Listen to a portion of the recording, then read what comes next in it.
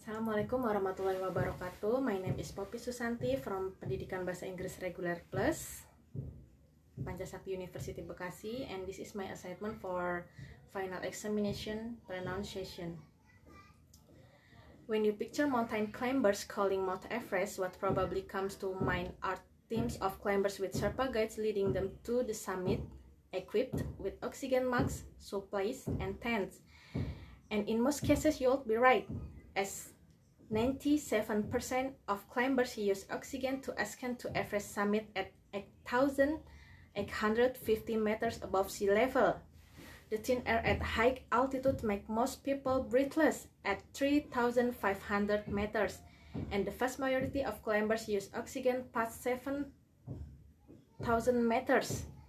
A typical climbing group will have 8 to 15 people in it, with an almost equal number of guides, and they'll spend weeks to get to the top after reaching base camp. But ultra-distant and mountain runner Kilian Jornet Burgada ascended the mountain in May 2017 alone, without an oxygen mask or fixed rope for climbing. Oh, and he did it in 26 hours with food poisoning. And then, 5 days later, he did it again, this time in only 17 hours.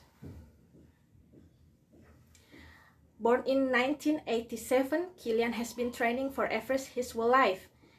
And that really does mean his whole life, as he grew up 2,000 meters above sea level in the Pyrenees in the ski resort of Les de Cerdanya in Catalonia, northeastern Spain.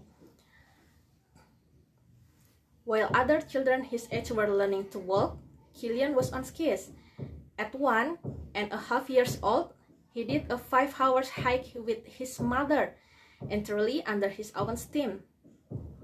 He left his peers even farther behind when he climbed his first mountain and competed in his first cross-country ski race at age 3.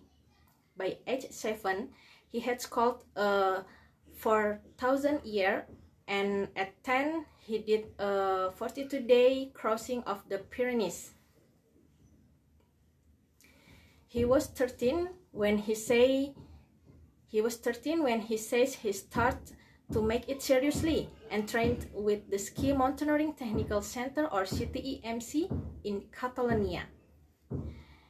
Entering competition and working with a coach. At 18, he took over his own ski mountaineering and trail running training, with a schedule that only allows a couple of weeks of rest a year.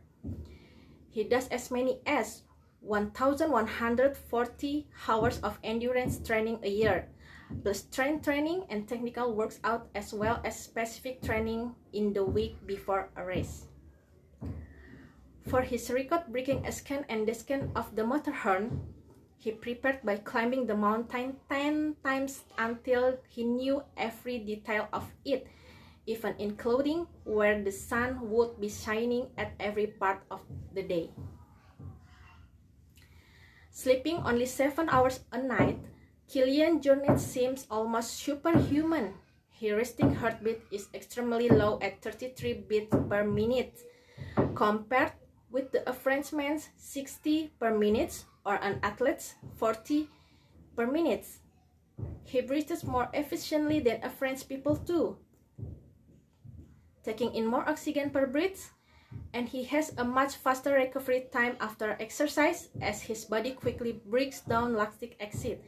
The acid is muscle that causes pain after exercise. All this is thanks to his childhood in the mountains and to genetics, but it is his mental strength that set him apart. He often sets himself challenge to see how long he can endure difficult conditions in order to truly understand what his body and mind can cope with. For example, he almost gave himself kidney failure after only drinking 3.5 liters of water on a 100 kilometers run in temperature of around 40 degrees Celsius. It would take a book to list all races and awards he's won and the mountain he's climbed.